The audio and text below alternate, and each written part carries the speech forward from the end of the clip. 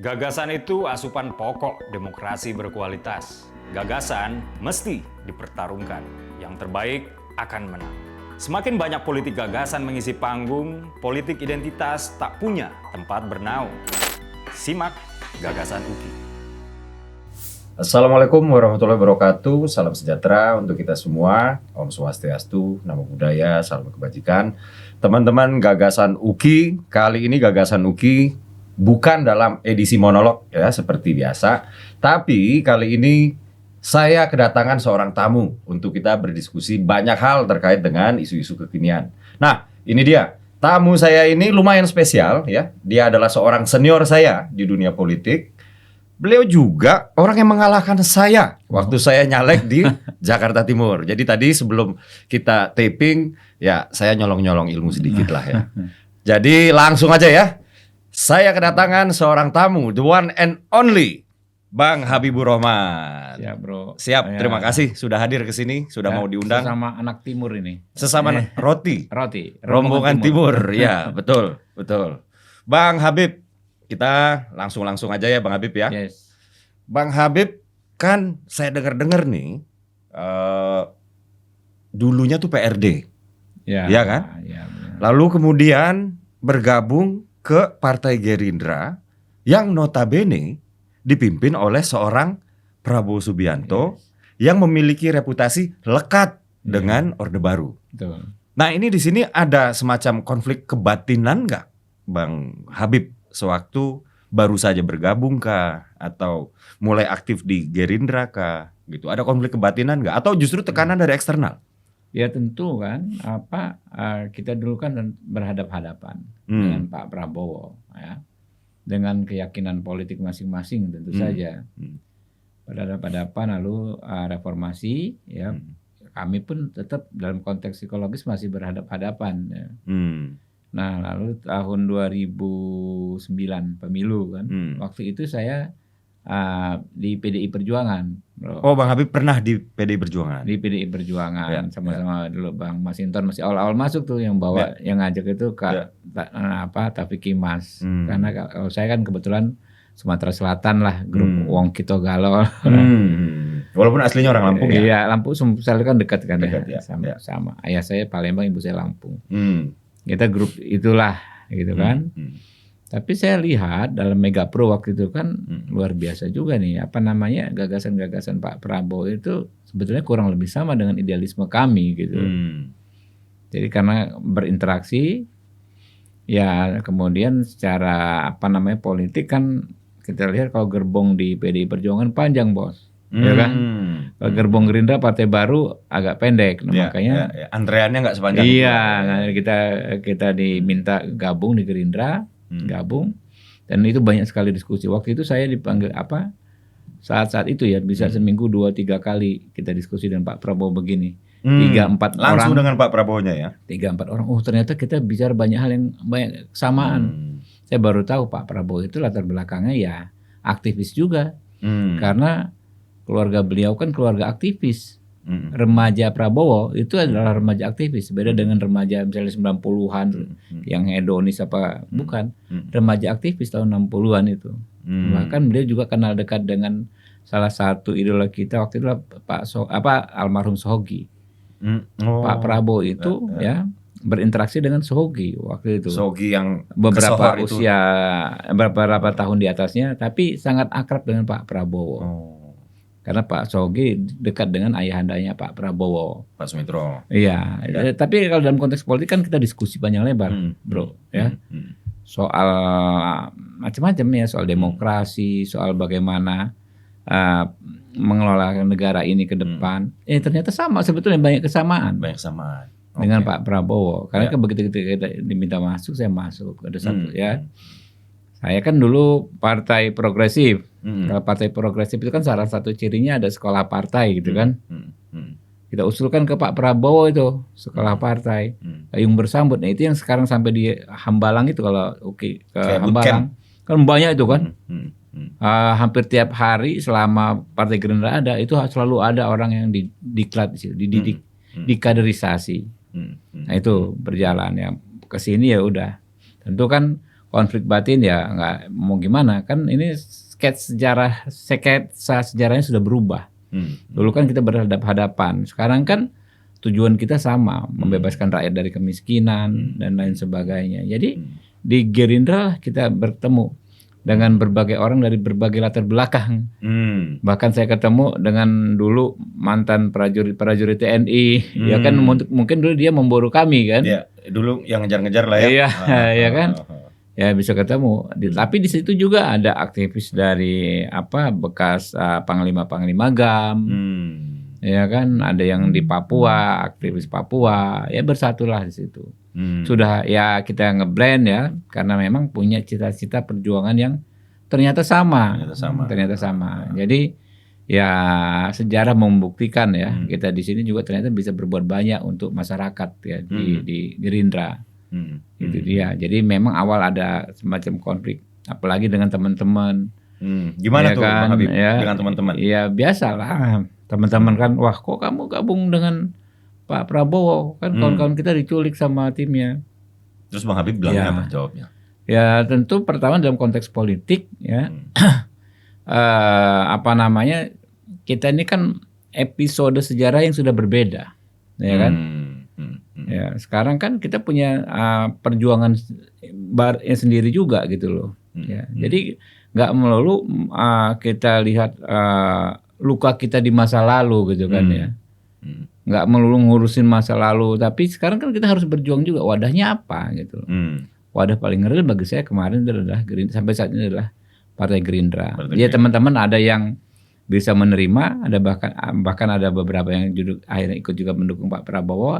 Ada yang sampai sekarang tetap tidak bisa menerima, ya kita hormati, saling menghormati saja. Ya. Jadi di sana yang ex-PRD itu ada Bang Habibur Rahman, almarhum Bang Desmond, ex-aktivis pro demokrasi lah. Ada dulu Pak Pius, Bang Pius, kan? Di daerah banyak sekali lah ya. Di daerah banyak ya. Banyak sekali. Ya. Jadi memang nggak semudah itu juga ya, rupanya ya. Nggak mudah kan. Tapi itulah kan kita masing-masing berproses. Ya. Jadi apa yang saya alami ya sebagai seorang pendukung Pak Jokowi yang dulu pernah. Itu lebih dahulu saya alami. Bang Habib udah ngalamin duluan ya. Kalau Uki cuma antar konteksnya pendukung, Pilpres. Bukan. Pak Bro Uki kan memang hanya pendukungnya Pak Jokowi, bukan Pak Jokowinya kan. Kalau kita dulu kami yang head to head langsung, ya kan. Kita saling kejar, ya kan. Kita saling hajar, saling inilah kurang lebih begitu. Tapi ya udahlah, bangsa ini kan harus selalu paham bahwa tiap masa itu kan sketsa ini yang berbeda gitu kan ya. Episodenya berbeda lah. Ya. Soal konsistensi sikap kita membela rakyat kecil ya, mari kita sama-sama kita buktikan. Tidak memelihara sentimen yang lama terus. Iya, betul. Kalau nggak bisa move on Bang ya. Iya, susah. Ya. Oke, Bang Habib, belakangan ini kan rame ya isu soal Presidential Club. Yes. Nah, ada pandangan sumir yang mengatakan Presidential Club ini adalah sebuah upaya untuk kemudian mematikan check and balance yang merupakan syarat fundamental di iklim demokrasi yang sehat. Ada pandangan sumir seperti itu, ya.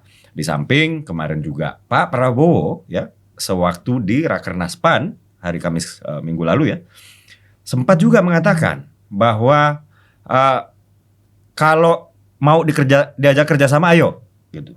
Kalau nggak mau diajak kerjasama, silakan. Tapi jadilah penonton yang baik, kayak gitu.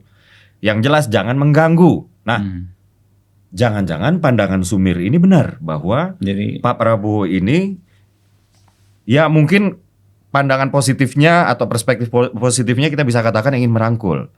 Tapi perspektif negatifnya ada yang bilang bahwa ingin mematikan check and balance. Bagaimana itu, Bang? Jadi gini, Bro, kita itu kan paham kalau jadi aktivis itu hal pertama yang harus dipahami sebagai seorang aktivis adalah membedakan antara substansi dengan non substansi, dengan fenomena lah.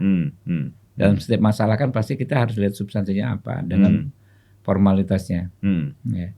Begitu juga soal demokrasi. Apakah kita hanya akan terjebak pada prosedur-prosedur demokrasi? Harus ada oposisi, harus ada di dalam, ya kan?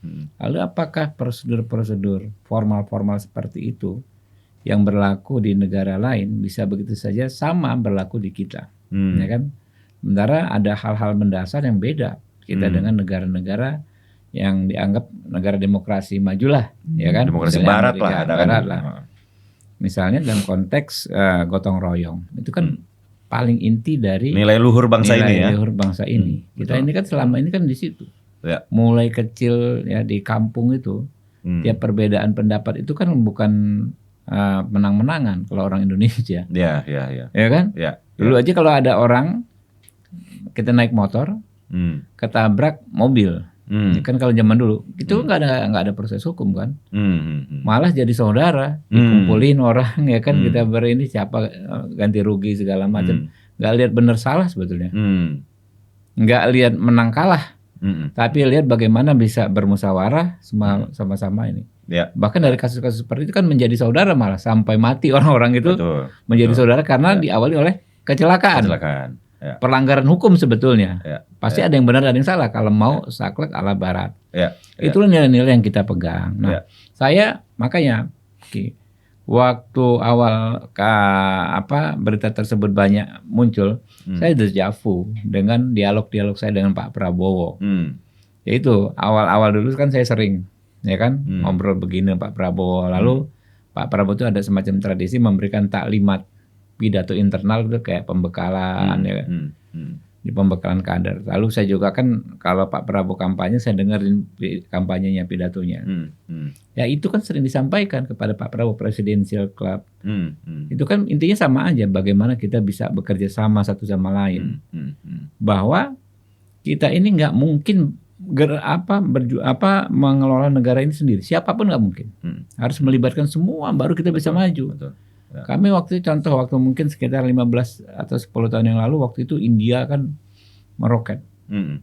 Banyak dari 50 orang terkaya dari India. Dari ini. Ya. Pertumbuhannya kalau nggak salah 9%. Zaman itu China gitu juga. China 12%-an tuh zaman itu. Zaman itu kita ngomong, kenapa kok Indonesia ya nggak bisa punya orang terkaya? Kita ngomong ya karena kan begitu 5 tahun ganti rejim, orang yang sudah mau bisnis itu mau bagus, kebijakannya berubah, mulai dari nol lagi. Ya. Jadi nggak ada satu bisnis yang bisa dikelola 2 generasi aja nggak ada. Masih 1 generasi sudah berubah, ganti lagi kebijakannya, orientasinya segala macam.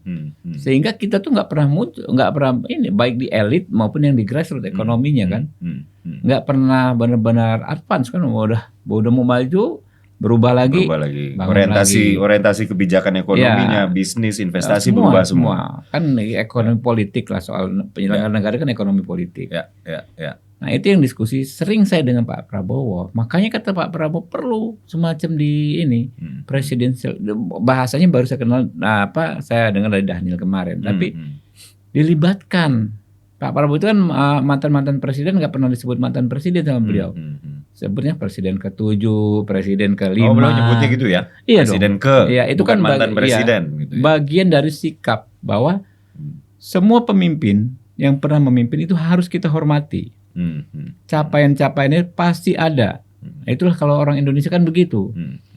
Mentang-mentang pemimpin sebelumnya dari partai lain kita habisi, nggak ada lagi jasanya sama sekali. Itu yang Pak Prabowo ingin ubah. Nah, zaman itu kami oposisi sudah berpikir seperti itu Pak Prabowo. Itu sebagai oposisi ya? Pak Prabowo kan Pak Prabowo kan baru ini, ya kan? 2010. Enggak, maksudnya 2019 kan sudah menjadi bagian dari. Iya. Sampai 2010, 2014 Pak Prabowo ngomong ya. Ya baiknya ini ya, dilibatkan semua kita segala macam. Nah ketika Pak Prabowo menjelang 2024 itu lebih bagus lagi, lebih intens lagi ngomong seperti itu. Kalau kita ini kita libatkan aja, yang ini kita dengar. Bahkan saya sekali pernah dengar kalau perlu dalam hal-hal yang strategis, ya kan ya. Pemimpin oposisi itu gabung, dipanggil, diajak ngomong bahas, karena musyawarah meminta pendapat itu nggak akan selesai lewat formilnya demokrasi tadi, lewat fraksi di DPR, ya kan, pertemuan antara lembaga nggak akan selesai. Dipanggil aja tokohnya oposisi, diajak membuat keputusan yang bukan ditanya ya kan, untuk membuat keputusan yang strategis buat bangsa. Nah, itu yang menurut saya modal besar kita. Ya. Dan Pak Prabowo konsisten itu berarti dari tahun 2010. Musyawarah ya kan ya, bagaimana menyatukan berbagai kekuatan itu kan konsisten ya. Iya Pak Prabowo ngomong kita dibilang di ekonomis akan menjadi ekonomi keempat terbesar di dunia. Ya. Asal elitnya kompak. Kuat bersatu gitu kuat bersatu. Ya. Nah, ini kan berapa kali Pak Prabowo coba lihat dari dulu, yang penting kita kompak. Saya ini jujur sama Bang Habib ya. Sewaktu pertama kali Pak Prabowo ke PSI, ya, itu ada saya kan. Ya. Saat itu saya masih menjadi pendukung Pak Ganjar, gitu. Dan tentu saja ada beberapa pertanyaan lah, ada beberapa kejanggalan lah yang masih menghantui kepala saya. Pertama, PSI pernah ya, begitu usilnya ya, di pemilu 2019 yang lalu memberikan piagam kebohongan kepada Pak Prabowo. Itu yang pertama. Lalu yang kedua, di pertemuan tersebut ya, ini bukan hanya sembarang pertemuan, tapi seorang Prabowo Subianto yang saat itu menjadi leading candidate di bursa Pilpres ya, bersama dengan puluhan orang petinggi Partai Gerindra, justru datang ke kantor kami, gitu. Nah, ini kok bisa-bisanya gitu. Maksudnya udah diginiin, terus kalau ngelihat size juga ya kita sama-sama tahu lah, gitu ya, yang satu size-nya segini, yang satu segini, gitu ya. Nah ini kok mau-maunya sih, Bang Habib? Ya iya. Kan kita ini kan pada akhirnya kan harus menanggalkan ego masing-masing, ya kan. Tantangan terbesar untuk bisa bertemu dan bermusyawarah itu kan adalah menanggalkan ego masing-masing. Itu kan manusiawi sebetulnya. Tapi tentu kan kita punya prioritas, ya kan. Negara ini kan punya prioritas, itu semua prioritas. Yang penting kan kepentingan rakyat ya bisa terakomodir. Yang mensyaratkan kita menanggalkan, kita belajar dari founding fathers kita lah, ya kan, zaman era Bung Karno bagaimana sih perbedaan ideologinya mereka luar biasa. Dulu lagi perang ideologi itu. Iya, perang ideologi betul-betul. Tapi kan dalam situasi-situasi yang memerlukan pengambilan keputusan strategis mereka bisa bertemu.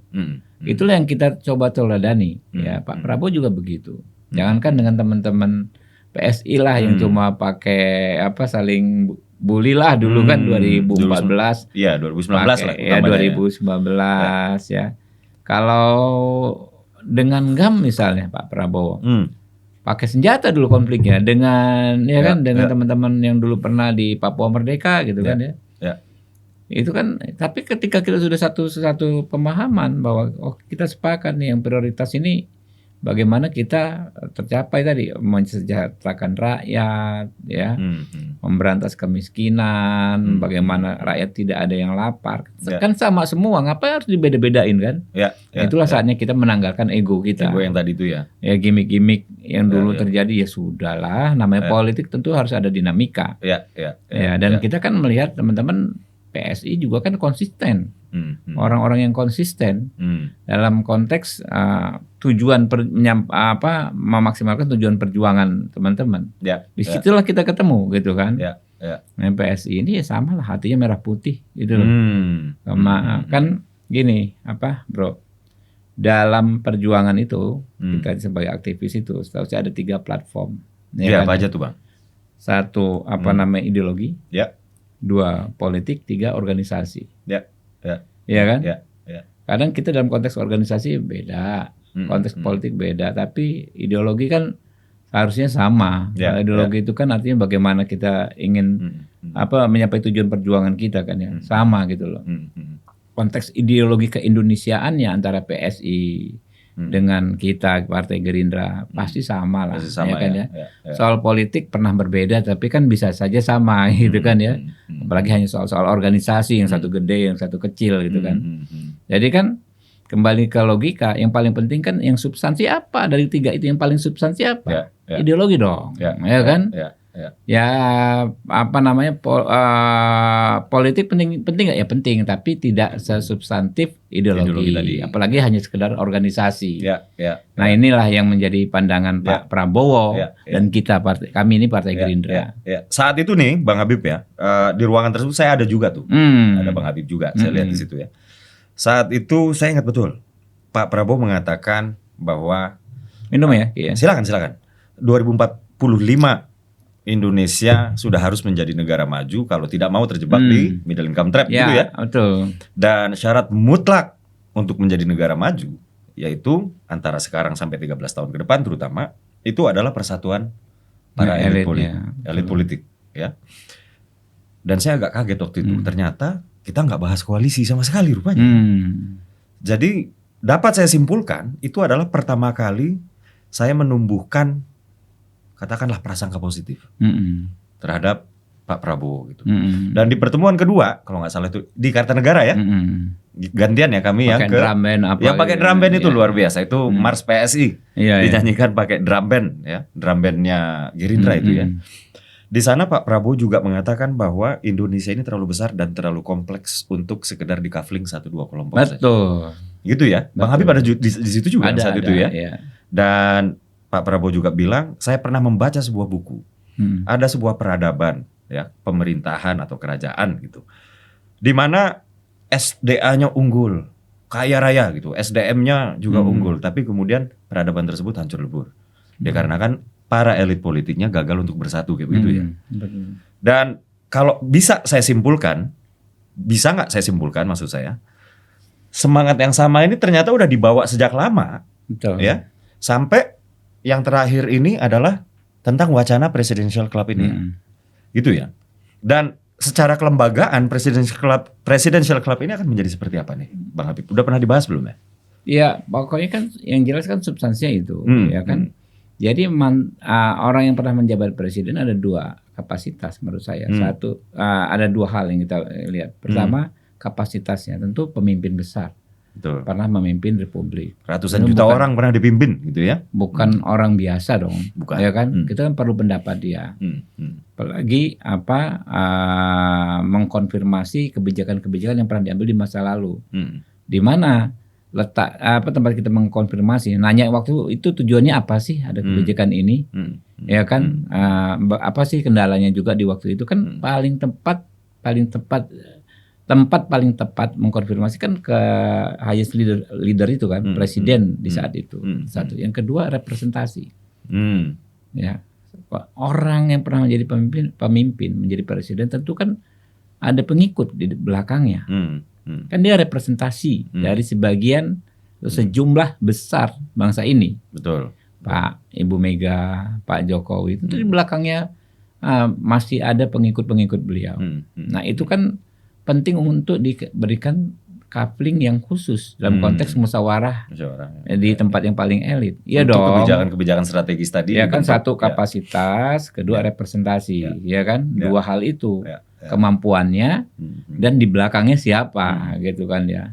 Nah, itu penting sekali untuk diberikan tempat yang khusus. Jangan hanya misalnya sekelas Ibu Mega, ya kan Pak Jokowi, Pak SBY ya. Nggak pas lah kalau hanya dikasih kesempatan ngomong sebulan sekali misalnya dengan presiden kayak Habibur Rahman atau kayak Uki ya kan nggak pas, masih khusus dong. Nah, harus dilembagakan. Apakah formil semacam Dewan Pertimbangan Agung, apakah semacam ya semi formil lah, ya apapun. Makanya kita kan belanja masukan, belanja ide, belanja gagasan nih sekarang. Termasuk saya datang ke sini nih, Bro Uki ada saran ya kita sampaikan nanti ya kan ya. Atau Bro Uki kan ada jalur juga tuh ke Pak Prabowo bisa sampaikan gitu kan. Iya nggak teman-teman ya kan yang lain media ya kan itu menurut saya ya ada plus minus lah ya dibikin formal bagus. Semi formal juga bagus. Yang penting harus ada. Yang penting substansinya itu dapat. Penting. Sementara kelembagaan itu hanya instrumen untuk mencapai si substansi dan tujuan tadi lah ya. Istilahnya generasi lebih muda dari saya lebih banyak vocabulary-nya. Wah luar biasa. Menceritakan Bro Uki ini. Siap. Lebih pinter dia. Aduh, alhamdulillah, terima kasih. Insya Allah mudah-mudahan kepake lah Bang Nah, Habib. iya dong. Apa yang menjadi Harus. gagasan-gagasan kita. Iya. Ya, Bang Habib, ini saya mau nanya lagi nih Bang Habib. Pak Prabowo yang dimana dalam hal ini diusung oleh sebuah koalisi yang namanya Koalisi Indonesia Maju. Karena di sini capresnya yang sudah terpilih dalam hal ini Pak Prabowo, ini adalah Ketua Umum Partai Gerindra, maka logika awam dapat mengartikan Gerindra adalah pemimpin koalisi, Ya. gitu ya. Nah, belakangan beredar berita kan Pak Prabowo berupaya untuk merangkul banyak pihak, bahkan yang pernah menjadi kompetitor politiknya pun dirangkul juga, gitu. Nah, beritanya yang saya maksud tadi adalah semacam ada resistensi. Pasti. Misalnya, ya, ini pemberitaan yang saya dengar ya, ketika Nasdem merapat, ya, Partai Demokrat Ya. menunjukkan sedikit, saya nggak tahu sedikit atau banyak, menunjukkan resistensi lah. Ya. Atau misalnya ketika PKS yang merapat, PKS merapat, Gelora. Partai Gelora Ya. menunjukkan resistensi, gitu. Nah, apakah Partai Gerindra sebagai pimpinan koalisi dalam hal ini itu pernah membahas soal ini? Ini seperti apa langkahnya tuh kayak gimana sih? Ya itu yang kata Pak Prabowo. Kita ini negara yang besar, ya kan? Kita nggak mau naif bahwa dalam bernegara itu ada yang namanya power sharing, ya kan ya? Tentu kan itu keniscayaan. Betul. Dalam bernegara ada yang namanya power sharing. Tapi ya itu dia power sharing. Oke, kita implementasikan power sharing. Tapi kan ini kuenya kue besar banget Indonesia ini, bos. Negara yang demikian besar, coba Anda lihat ya, Rocky, yang masih bertahan dalam satu republik. Negara seluas Indonesia itu tinggal berapa coba? Ya. Iya kan? Ya. Negara-negara yang dulu Soviet aja udah nggak ada, ya kan? Yugoslavia macam-macam kan, udah nggak ada. Yang sebesar Indonesia itu tinggal beberapa negara kok. Dan kita India, Brazil, Amerika Serikat, SDM Tiongkok, kita, SDA kita, ini kan sangat menjanjikan. Sampai sekarang kan nggak habis-habis. Habis minyak, sekarang nikel lagi, segala macam tuh. cadangan terbesar ya katanya. Terbesar ya. Kemudian macam-macam lah ya.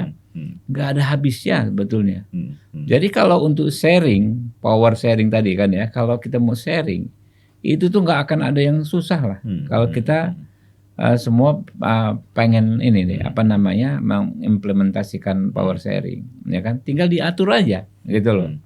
Jadi terlepas dari itu, kita tidak bisa menolak keniscayaan politik, tapi kan kita nggak bisa berhenti di situ, nggak bisa berhenti hanya di power sharing. Oke, power sharing kita implementasikan, nggak akan ada yang rugi deh. Kalau lihat histori yang pernah berkoalisi dengan Partai Gerindra, nggak ada yang nggak puas dalam konteks sharing, ya kan ya. Tapi kan nggak berhenti sampai di situ. Ya, kembali kepada kalimat-kalimat Pak Prabowo tadi, gagasan-gagasan beliau bahwa kita ini hanya bisa besar kalau bersatu, Bro Uki. Nggak cukup nih pasukannya nih kalau hanya yang KM itu Kim kemarin, ya kan. Untuk bikin negara kita benar-benar Indonesia emas tuh kurang, ya. Harus banyak, kalau bisa semua. Dan semuanya itu nggak akan ada yang kecewa. Coba cek ke partai-partai politik ya yang pernah berkoalisi dengan Pak Prabowo, dengan Partai Gerindra. Ada nggak yang kecewa dengan konsep power sharingnya Pak Prabowo? Nggak ada, bos. Coba 2009 PDI. Ya. Tapi kan kemudian Gerindra dengan PDI menjadi oposisi ya. Ya. Kemudian 2014 PKS. Gerindra oposisi dengan PKS. Jadi gini, 2014 itu kan kita menguasai parlemen. Karena kan KMP Koalisi Merah Putih waktu itu kan. Koalisi Merah Putih. Ya. Di DPR kita mayoritas kita pakai sistem paket. Yang waktu itu Pak Setnov ketua ketua DPR ya kan. Sistem paket itu kan ada puluhan alat kelengkapan dewan, Pak. Di 11 komisi dan di 7 alat kelengkapan dewan non komisi. Jadi masing-masing komisi aja ada 5 pimpinan, belum pimpinan DPR RI, MPR. Sebagian besar ya kan ya Pak Prabowo menyuruh rekan-rekan Gerindra ngalah terhadap. Oh iya. Iya. Ya. Disuruh kalah. Misalnya ketua DPR kan waktu itu sudah Pak Golkar. Iya, Pak Setnov. Idealnya kan partai kedua dan pemimpin oposisi kan dapat ketua MPR. Ya. Ya kan? Waktu kultur itu pembagiannya seperti itulah yang sudah-sudah. Ahmad Muzani kan Sudah ini waktu itu Bang Ahmad Muzani hampir jadi ketua MPR, tapi diminta Pak Prabowo ngalah Oh iya? terhadap Bang Zulkifli Hasan menjadi Nah, ini ketua. saya belum pernah tahu. Ini berarti instruksi Pak Prabowo sendiri Iya. untuk meminta Ahmad Muzani ngalah Bang Sekjen, Ya. Bang Ahmad Muzani untuk mengalah dan memberikan kursi terhormat tersebut kepada Pak Zulhas. Pak Zulhas, ya kan. Begitu juga macam-macam di wakil ketua DPR dan lain sebagainya. Kita ngalah kok demi persatuan waktu itu, bagaimana kita bisa maksimal, ya kan ya. Itu masih hanya skop DPR saja. Ya. Ya itulah ininya Pak Prabowo 2019 misalnya. 2019 itu kan kotel efek, ada istilah kotel efek. Ya. Orang ngomong tuh Partai Gerindra lah ya pasti dapat kotel efek. Ya kan, ketimbang PKS dengan PAN. Ya kan? De facto yang dapat kotel efek terbesar PKS. Kedua siapa? PAN. Oh gitu ya. Kenapa? Karena Pak Prabowo tuh menekankan betul dalam kampanye bendera Gerindra nggak boleh lebih banyak daripada bendera. Oh ya? Lah, cobalah cek ke teman-teman PKS. Kampanye terakhir yang di GBK itu, mohon maaf ya, yang paling banyak masanya siapa, yang paling banyak benderanya siapa gitu loh. Tapi nggak apa-apa, itu dengan kesukarelaan gitu loh, supaya ini partai-partai dapat kotel efek. Bukan hanya nyaman. Akhirnya kan kalau nggak salah PKS dapat 10 tambahan kursi. 4 menjadi 56 atau berapa gitu kan ya. Kemudian PAN begitu juga tadi dianggap partai tidak lolos menjadi partai menengah. Ya. Itulah dalam konteks berbagi hal teknis pun Pak Prabowo sangat concern. Jangan hanya kita yang mendapatkan keuntungan, kita tuh maksudnya Partai Gerindra gitu kan ya. Ya mohon maaf lah, cek juga di 2024. Pak yang dapat kotel efek terbesar bukan Partai Gerindra lah pasti, ya kan. Dan karena Anda lihat dalam event-event kampanye pernah nggak Pak Prabowo hadir di event Partai Gerindra saja yang besar? Di Bandung partai apa penyelenggaranya? Di Semarang sama PSI. Di Semarang PSI, di Surabaya, di Medan dengan Golkar. Yang Gerindra setahu saya sih yang sebesar itu nggak ada gitu. Di Malang kalau nggak salah Demokrat tuh. Iya, yang Surabaya, Jawa Timur Demokrat, ya kan ya. Artinya apa? Kebesaran hati Pak Prabowo itulah ya. Pokoknya yang penting semua jangan ada yang tidak puas. Nah, inilah gaya. Kali ini kan sudah bukan soal gaya ya.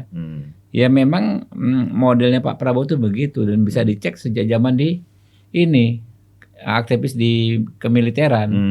Saya kan sering ketemu dengan rekan-rekan beliau yang dulu aktif di TNI. Wah, kalau bapakmu itu pokoknya kalau dalam konteks ini membantu kawan itu nggak pernah mengecewakan. Ya, saya juga pernah dengar. Iya, selalu kawan-kawan ini kata dia mendapatkan lebih dari yang diperkirakan gitu loh. Dibantu sama bapakmu. Gitu loh. Bahkan ada yang ngomong sejak remaja. Gitu kan ya Pak Prabowo katanya nih entah benar wallahu alam ya. Agak bandel dikit sering keluar katanya beli nasi buat kawan. Kan nggak boleh makan nasi sembarangan kan? Ke warung ya kan, mengendap-endap gitu. Beliin buat kawan-kawannya. Itulah memang salah satu gaya Pak Prabowo yang paling lekat dengan beliau adalah keahlian beliau dalam berbagi. Maka dalam konteks pengelolaan negara, saya diskusi dengan Pak Prabowo waktu itu acara yang di KPK itu Pak. Ada acara apa gitu kan? Oh ini penandatanganan fakta integritas kebetulan kalau nggak salah ya. Bisa 2 jam lah sambil nunggu. 2 jam lebih hampir 3 jam ngobrol dengan Pak Prabowo dengan Pak Adis Kadir ya kan. Sebetulnya kalau kita rangkul semua juga nggak ada masalah, kata Pak Prabowo. Ya kan. Dalam konteks porsi nggak ada masalah. Udahlah gitu. Yang penting kan tujuan bersama kita tercapai. Nggak harus berbeda kok. Nah itu yang memang konsisten Pak. Kalau kita lihat politisi itu kan ya, kan bukan lihat omongannya saat ini, kita lihat latar belakang sejarahnya seperti apa. Itulah Pak Prabowo seperti itu. Ya, kalau ada sebuah quote ya, kalau di dunia politik ini justru kita harus mendengarkan kepada kalimat yang nggak diucapkan. Gitu. Yang diucapkan justru nggak usah didengerin amat. Iya. Nah, itu adalah ada sebuah quote yang pernah saya dengar. Tapi kayak begini Bang Habib. Jadi kan PSI itu kan ketua umumnya Mas Kaisang ya. Jadi saya lumayan sering lah berkesempatan untuk ngobrol-ngobrol dengan Pas Pampres, gitu. Ini di luar konteks politik ya. Jadi saya waktu itu bertanya, Bang, kalau teman-teman yang militer aktif misalnya ya walaupun memang nggak bisa ikut voting dan lain-lain gitu ya, itu punya kesan terhadap Pak Prabowo bagaimana? Gitu. Jadi dikatakan dari yang purnawirawan sampai yang militer aktif itu memiliki kekaguman karena bagaimana beliau memperhatikan pasukannya. Dan itu track record yang bisa dikatakan menjadi buah bibir yang turun-menurun sampai sekarang ke militer yang masih aktif. Gitu. Nah ini obrolan saya dengan beberapa orang pas Pampres ya. Dan kaitannya nggak ada dengan politik. Jadi waktu itu saya memang, karena saya shifting kan dari pendukung Pak Ganjar menjadi Pak Prabowo, tentunya saya harus mencari info sebanyak-banyaknya kan. Tentang Pak Prabowo ini seorang yang seperti apa. Gitu. Jadi ini mengkonfirmasi apa yang tadi Jadi, Bang Habib sudah panjang lebar jelaskan. Dulu bro, waktu kampanye kan, ada di Kelurahan Baru, Kecamatan Cipayung, dapil kita tuh. Kan yang Kopassus kan ada tuh, ya kan berapa kelurahan memang markas Kopassus, oke lah pendukung Pak Prabowo. Tapi di luarnya itu kan bukan markas lagi, memang sudah warga biasa semua.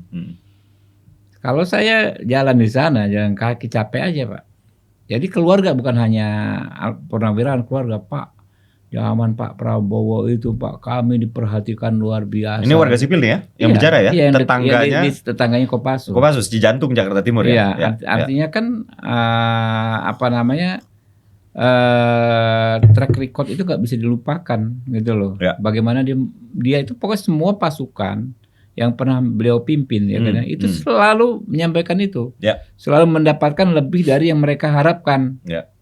Mulai dari makanan, wah kami Pak kalau latihan itu lengkap, ada es krim, ada susu, ada segala macam. Tentara latihan pakai es krim. Iya, es krim. Itu cerita-cerita tuh mereka tuh lengkap kalau ada Pak Prabowo. Makanya kami kalau kejuaraan apa menang terus. Ada kejuaraan menembak, kejuaraan apa segala macam kami menang terus Pak. Ya kan lain ininya kalau dipimpin Pak Prabowo. Treatmentnya lain ya. Lain. Ya. Itu soal bagaimana Pak Prabowo. Saya menganggapnya selesai dengan diri sendiri ya, Pak Habib ya. Iya, artinya sudah menanggalkan gridnya gitu ya. Betul. Karena manusia nggak akan bisa lepas dari grid, betul nggak sih Pak Habib? Hanya orang-orang tertentu yang sudah mencapai level wisdom, yang sudah bisa mampu ya menanggalkan gridnya. Oke, Bang Habib, pertanyaan terakhir nih ya. Nah, ini yang lagi heboh juga sih ya. Yang pertama itu terakhir kok pertama, sorry. Pertanyaannya itu adalah ya, ini kan Pak Prabowo dengan Ibu Megawati ya. Bersahabat tapi juga berkompetisi. Ya. Begitu. Nah, belakangan ini santer diberitakan bahwa Pak Prabowo dan tim ya itu sedang mengupayakan pertemuan dengan Ibu Mega dan tim, kurang lebih seperti itu ya. Nah ini kok saya nggak tahu ya ini benar apa enggak nih dari yang saya tangkap di media. Terkesan alot sekali Bang Habib untuk bertemu Bu Mega. Atau jangan-jangan ini dikarenakan Pak Prabowo dalam tanda kutip ya di musim politik 2024 ini adalah beraliansi dengan Pak Jokowi yang dimana ya ada kerenggangan politik lah antara Pak Jokowi dengan Ibu Mega. Jangan-jangan karena itu nggak? Ya macam-macam ya variabelnya ya, namanya konflik ya di kita orang biasa saja bisa rumit apalagi di level elit ya. Super elit ini bahkan. Ya, super elit. Betul, ya. Bisa saja, cuman kan kita nggak bisa selamanya stuck di situ, harus move on semua Pak. Dulu juga nggak mungkin Pak Prabowo ketemu dengan Pak Jokowi, ya kan? Kata orang nggak mungkin, ya kan? Ya. Tapi kan kedua belah pihak menanggalkan egonya. Sebetulnya yang kata Pak Prabowo kan dipuji, kenapa kalah kok mau gabung dengan Pak Jokowi, orang yang mengalahkan. Pak Prabowo hebat. Bukan ini yang hebat Pak Jokowi. Sudah menang, logikanya kan kalau menang harus itu peduli setan dengan yang kalah gitu. Malah mau mengakomodir saya. Itu kan sesuatu yang luar biasa. Dan ini diulang-ulang terus oleh Pak Prabowo pada saat beliau speech ya. Beberapa kali saya mendengar Pak Prabowo mengatakan ini lagi dan lagi. Ada variasi masalah Ibu Mega dengan Pak SBY misalnya kan ya. Ibu Mega dengan Pak Jokowi, saya pikir kan lambat laun bisa selesai lah harusnya. Itu tadi kembali ke 3 level perjuangan itu kan, ideologi, politik, organisasi. Mungkin secara organisasi Pak Jokowi pernah masalah, dianggap bermasalah, ya kan? Atau bahkan secara politik. Tapi dalam konteks ideologi masa sih ada pertarungan antara Ibu Mega dengan Pak Jokowi? Ya enggak lah. Hatinya pasti sama-sama selalu merah putih lah. Ini kan demi bangsa dan negara. Kalau kata Pak Prabowo, selama hatinya merah putih dan Pancasila. Iya, itu kan udahlah. Betul kita oke lah, kemana ada yang kurang berkenan macam-macam. Itu kan cuma di level organisasi dengan politik, bukan di level ideologi gitu loh. Ya, organisasi oke melanggar, misalnya dianggap ya. Satu sisi menganggap, yang satu sisi nggak menganggap melanggar, oke ya. Beda harusnya mendukung partai, oke, nggak ada masalah. Tapi dalam sepanjang masih merah putih dan Pancasila, dan itu kan masih seperti itu juga elit-elit kita, Pak SBY, Ibu Mega, Pak Jokowi, tentu kan masih merah putih dan Pancasila. Betul. Udah diabaikan saja yang seperti itu. Nah, apakah bisa dalam waktu cepat pertemuan Pak Prabowo dengan Ibu Mega? Saya pikir cepat. Cepat ya? Cepat, karena kalau hitungannya sampai 5, kan ini kan sampai 5 bulan lagi nih. Oktober ya? Oktober. Kemudian tambah Oktober ini tanggal 20 kan? Ya. Kalau presiden kan? Ya. Kemudian ada 2 minggu lagi penyusunan kabinet misalnya kan yang paling praktis kan diakomodir dalam penyusunan kabinet. Itu dalam konteks government, bersatu dalam konteks government. Itu yang menurut saya ya bagus, misalnya dalam konteks government kita bersatu, dalam konteks state juga bersatu pastinya kan. Atau misalnya kita memilih berbeda, sepakat untuk tidak sepakat dulu gitu kan ya. Di luar government nggak apa-apa. Di melaksanakan fungsi check and balance dalam konteks government, tapi dalam konteks state kenegaraan bahwa kita memang tetap bersatu. Nah itu saya pikir nggak ada masalah lah. Ini udah asam garamnya, tokoh-tokoh ini semua udah nikmat pernah rasakan ya kan? Betul. Konflik yang ekstrem kurang apa? Ya kan, Ibu Mega 2 tahun berapa? Ibu Mega jangan salah loh, beliau bukan orang pendendam. Tahun 96 ya kan, crackdown 27 Juli. Ya. Itu pangdamnya atau ini Pak Sutioso. Lalu Pak Sutioso nyagup didukung PDI Perjuangan. Iya, betul. Dan nggak ada itu tokoh-tokoh militer zaman itu diburu-buru zaman Ibu Mega jadi presiden, nggak ada. Saya yang paham banget ya kan, karena kan kita juga aktivis ya kan. Nggak ada loh. Pak Sutioso justru periode pertama nyalon gubernur DKI Jakarta didukung oleh Ibu Mega. Karena Ibu Mega bukan seorang pendendam, kurang ekstrem apa Pak? Ya kan, kalau perbedaannya. Cuma kan ya udahlah, sama kayak Pak Prabowo dengan kami yang mantan aktivis PR bisa bersatu gitu kan. Demi kepentingan bangsa dan negara yang lebih besar, kita tanggalkan ini perbedaan di masa lalu. Dan kalau berbicara dengan teman-teman dari PDI, Bang Habib ya, sedikit banyaknya ada andil Ibu Mega juga terkait dengan kepulangan Pak Prabowo dari Jordan, itu betul nggak? Iya betul. Kita nggak ini. Yang saya dengar dulu kan belum ada Gerindra. Ada yang sekarang misalnya pemimpin Partai Gerindra di awal-awal itu, waktu itu pengurus PDI Perjuangan gitu kan. Dan Bang Habib sendiri kabarnya ex PDI. Iya, kalau kan baru di 2009 kan. Itu kan tahun 90-an berapa yang Pak Prabowo 2000-an berapa awal ya. Yang beliau ke Jordan ya. Iya. Itu kan 2000-an awal 2000 berapa gitu. Saya kan 2009. Nah, itu aktivis PDI zaman itu yang ditugasi Ibu Mega koordinasi Pak Prabowo pulang. Aktivis PDI yang kemudian menjadi salah satu kader Gerindra. Jadi salah satu senior kita lah gitu kan. Jadi Ibu Mega juga lah yang mengupayakan agar Pak Prabowo dalam tanda kutip nyaman untuk kembali pulang ke tanah air. Iya, makanya saat itu jadi public enemy Pak Prabowo kan ya? Iya. Saat itu ya. Betul. Jadi kalau kita melihat kebesaran hati Ibu Mega, itu kan zaman beliau menjadi presiden. Iya kan? Itu tokoh-tokoh yang dianggap masyarakat disebut-sebut terlibat 27 Juli nggak ada kok. Dikejar-kejar zaman Ibu Mega jadi presiden. Coba ada nggak ada kok. Dalam konteks dibawa ke pengadilan HAM dan lain sebagainya. Nggak ada, malah yang itu Pak Sutioso didukung Dimajukan, jadi gubernur ya. gubernur DKI. Ya, ya, ya, ya. Jadi Ibu Mega, saya yang paham Ibu Mega, saya yakin bukan orang pendendam. Ya, kalau soal komunikasi belum ketemu ya nggak apa-apa lah. Tapi apakah misalnya ada pertempuran Pak Ibu Mega melawan Pak SBY dalam berapa tahun? Nggak ada juga. 10 tahun Pak Jokowi jadi presiden, nggak ada tuh diburu-buru istilahnya. Pak SBY cari-cari kesalahannya. Kan Ibu Mega di kekuasaan, ya kan? Betul, betul. Nggak ada juga tuh. Kan bukan pendendam dong kalau begitu. Kalau pendendam itu kan begitu kita berkuasa kita cari tuh anaknya, apa-apanya, masalah dia sendiri kita cari salahnya. Itu kan nggak ada gitu loh. Ya.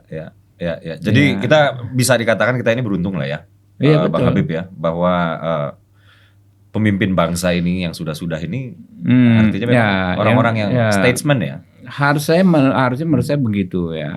Kita mereka teruji lah ya. Ya. Dan sementara di negara lain, bahkan di liberal barat gitu ya, ketika seseorang memenangkan kontestasi politik atau pemilu, itu ada upaya-upaya untuk mengkerilkan lawan-lawannya. Bukan Malaysia keluar masuk penjara, Pak Anwar Ibrahim kan. Ya. Ketika ini dibalik lagi sekarang dikejar-kejar yang ini ya kan. Ya, dan itu nggak habis-habis ya. Nggak ada habisnya. Ya. Dan kita nggak mau seperti itu ya, Bang. Kita nggak mau begitu. Ya. Makanya kan kita potensi kita besar, kesempatan kita besar ya. Sayang sekali ditambah lagi sekarang yang bonus demografi disebut itu kan itu nggak pernah akan ada. Itu kayak semacam udah ditakdirkan Tuhan kita mau jadi bangsa besar. Iya kan, gimana coba mengcreate kelahiran orang. Kok zaman sekarang ini sampai beberapa belas tahun ke depan ya kan anak muda di Indonesia kan nggak gampang juga. Kok bisa seperti itu? Nah inilah kesempatan menurut kita ya, kita sering diskusi untuk lompat jauh ke depan gitu loh. Istilahnya now or never ini. Plus tambah lagi ya kan, peta di dunia ini kan lagi kayak puzzle lagi dikocok ulang juga semua kan. Karena COVID kemarin. Karena COVID, karena perang-perang ini segala macam. Kita punya modal menyusun puzzle lagi. SDA banyak. Masih SDM ada. SDM kita sedang membaik terus gitulah trennya. Plus ya. elit yang kompak. Selesai Pak. Makanya ya kalau nggak suka dengan kalau Indonesia dianggap kompetitor, ada negara yang menganggap Indonesia sebagai kompetitor ke depan. Ini dalam konteks geostrategik ya kita bilang ya. Ya bukan nggak mungkin ada dari pihak luar ya kan mau coba infiltrasi nih supaya elit kita nggak kompak gitu kan. Dan akhirnya rong-rongan itu bisa dari dalam. Iya. Dia bisa memanfaatkan keadaan. Bang Habib, tadi kan harusnya itu pertanyaan terakhir, tapi ini ada lagi yang paling terakhir. Ini pertanyaan yang ya sebenarnya agak mengusik saya juga. Ya. Belakangan itu ramai dibahas soal penambahan pos kementerian. Banyak pihak yang menganggap bahwa pos kementerian itu hanya untuk memuaskan koalisi gendut, katanya gitu, Bang Habib. Sementara kebutuhan untuk penambahan pos kementerian ini kan nggak pernah dibahas, at least di level media, ya. Tapi Bang Habib adalah seorang praktisi hukum. Pertanyaan saya, kalau hukum dalam hal ini undang-undang sudah membatasi jumlah kementerian itu 30 sekian, misal 34 kalau saya nggak salah ya, mohon dikoreksi kalau salah. Lalu kalau misalnya mau ditambahkan, bukankah itu akan menjadi sebuah pelanggaran hukum, Bang Habib? Ya enggak, hukum itu kan kalau aksiologi hukum kita itu kan keadilan, kepastian hukum yang berkeadilan dan bermanfaat. Oke. Aksiologinya ya. Nah, ini bahasa filsafat ilmu, teman-teman. 28D konstitusi. Ya kan kepastian hukum yang adil dan bermanfaat. Bermanfaat ini juga selaras juga dengan filsuf hukum itu Jeremy Bentham. Hukum yang terbaik itu adalah hukum yang paling bermanfaat. Hukum itu kan alat kita untuk mendatangkan manfaat buat kita. Dalam konteks presidensial, ya kan tentu yang paling paham berapa jumlah menteri itu adalah presiden. Juga dijamin di pasal 17 konstitusi kita. 17 konstitusi kita mengatur. Lalu di undang-undang soal kementerian memang dibatasi 34. Makanya sekarang berproses di badan legislasi. Nah, kapan sebuah undang-undang tentang kementerian itu idealnya dibahas? Kapan? Ya saat ini. Ya kan menjelang adanya pemerintahan yang baru. Jadi kalau toh diberlakukan nanti di pemerintahan yang Baru. Coba misalnya di tengah-tengah kemarin 2022 dibahas. Kan berubah. Di tengah jalan pemerintahan atau nomenklatur kementerian dirubah kan bisa berantakan. Stabilitas nasional pun pasti agak keguncang. Kalau undang-undangnya dirubah secara hukum dan secara demokratis, memenuhi semua syarat hukum dan demokrasi, ya nggak ada masalah. Kan sekarang berproses di balik semua fraksi. Setahu saya kalau dari bicara nggak ada masalah. Nggak ada masalah ya. Soal kuantitas, ya kan? Yang penting tuh adalah kualitas produk atau outputnya seperti apa. Nggak bisa juga kita ngomong harus efisien ya. Kalau mau efisien menteri 5 aja. Iya enggak? Tapi kata efisien itu kan selalu didahului oleh efektif dan senafas. Efektif dan efisien itu senafas. Satu tarikan nafas. Harus benar-benar bermanfaat. Kalau efektif itu kalau pukul orang dulu kena dagunya, pak pukul jatuh gitu kan. Efisien, nggak perlu terlalu banyak tenaga. Boleh dong. Nah, sama kayak kita ini analogi ya. Kalau analogi itu yang kita tangkap logikanya, bukan ininya, bukan contohnya. Misalnya kita bikin franchise 10 gerai warteg dengan 100. Kalau mau efisien saja ya 10 gerai warteg saja. Kenapa? Tenaga kerja cuma sekian, ya kan? Kemungkinan dikorup juga kecil. Ya, tapi kalau outputnya bagus, ya 100 dong. Dengan SDM yang lebih banyak, ya kan, dengan biaya yang lebih banyak, tapi output atau hasilnya jauh lebih maksimal. Nah, itulah kembali lagi ke konsep kita negara besar. Amerika saja yang besar, menteri 15. Besar dalam konteks apa? Kita bagaimana menilai diri kita? Kita kerdil dibanding Amerika? Oh enggak. Kita nggak kerdil, kita bangsa punya cita-cita besar, punya kepercayaan diri besar, ya kan, punya kualitas yang besar. Itu kan kita harus dong. Masa kita menilai diri kita kecil sih? Kan aneh. Menilai bangsa lain besar, menilai bangsa kita kecil. Betul. Itu kan gimana mindset kita seperti apa berkaca gitu loh. Lagian kalau secara sistem pemerintahan juga Bang nggak beda. Bisa nggak apple to apple. Federal kan. Mereka federal state. Jadi banyak hal-hal itu dikembalikan kepada negara bagian, bukan pemerintah pusat. Sementara kita republik. Sementara kita presidensial.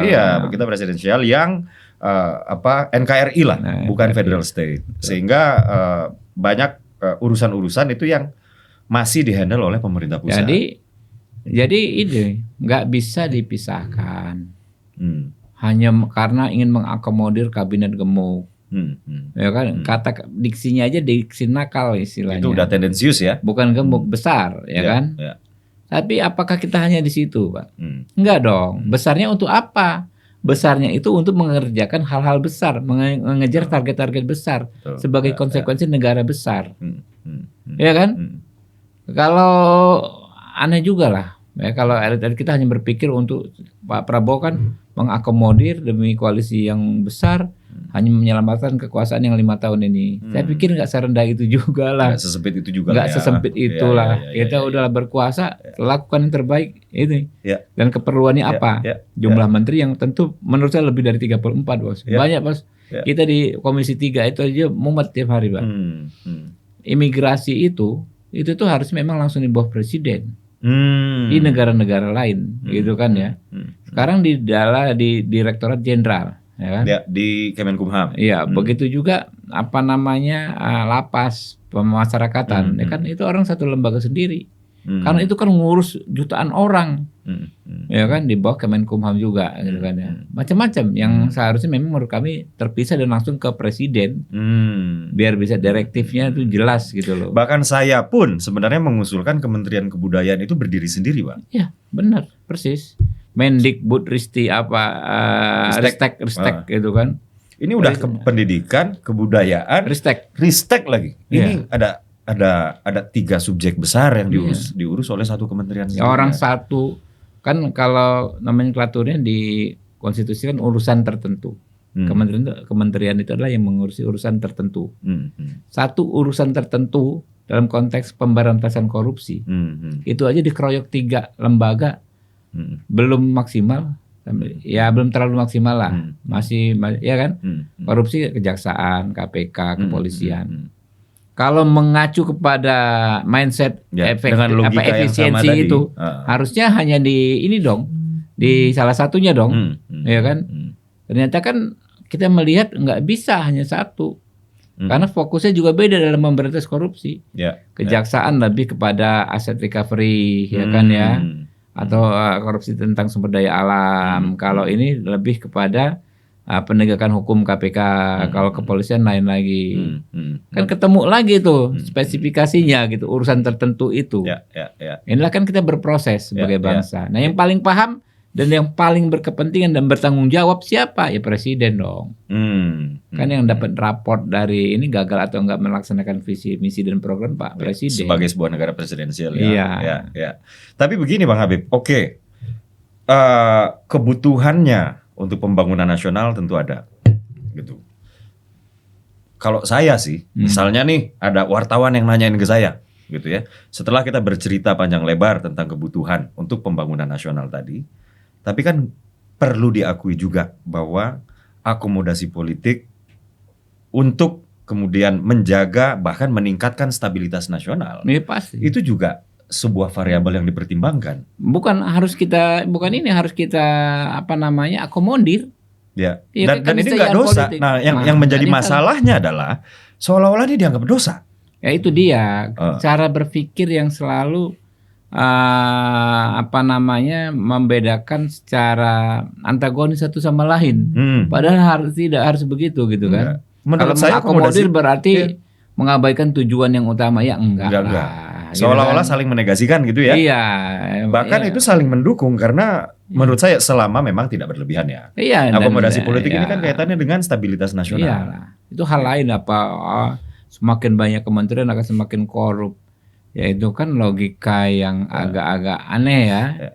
Ya nggak begitu, bukan kuantitas kementeriannya, kualitas pengawasannya yang kita maksimalkan. Satu kementerian bisa aja korup, 50 kementerian bisa aja malah nggak korup. Lah iya. Makanya kan aneh lah kalau kita logikanya seformal itu.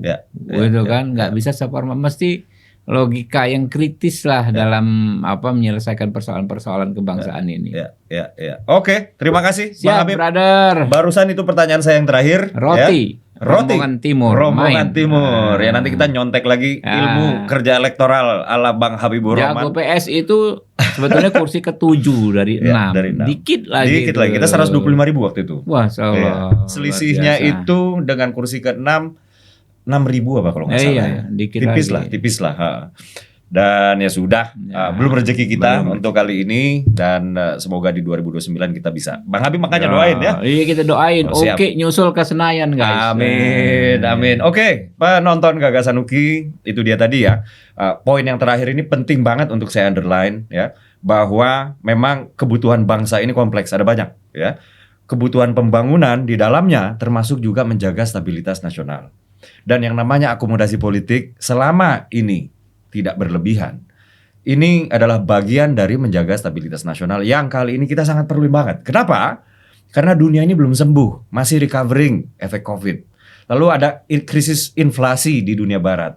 Lalu ada krisis Israel Palestina, Iran dengan Israel, Ukraine dengan Rusia dan lain-lain yang membuat kita secara kelembagaan sebagai sebuah negara itu memang harus lebih stabil gitu dan itulah kenapa saya nggak ngerti kenapa akomodasi politik itu selalu didemonisasi kalau kata anak gaul zaman sekarang ya, seolah-olah itu berdosa gitu. Jadi itu nggak berdosa teman-teman. Oke, teman-teman, sekali lagi Bang Habib, terima kasih banyak teman-teman. Semoga diskusi saya dengan Bang Habibur Rahman ini membawa manfaat, membawa pengetahuan, dan semoga teman-teman nggak cuman terhibur dengan kadang-kadang kita suka bercanda-bercanda tadi ya. Gimik-gimik kecil ya. Juga mudah-mudahan ini juga menambah semangat persatuan teman-teman yang tadi sudah bahas panjang lebar itu yang sedang diupayakan oleh Pak Prabowo. Kalau gitu langsung aja saya Dedek Prayudi, saya undur diri. Wassalamualaikum warahmatullahi wabarakatuh. Terima kasih Bang Habib. Yuk, brother, sama-sama. Semoga nggak kapok diundang kita. Senang kita.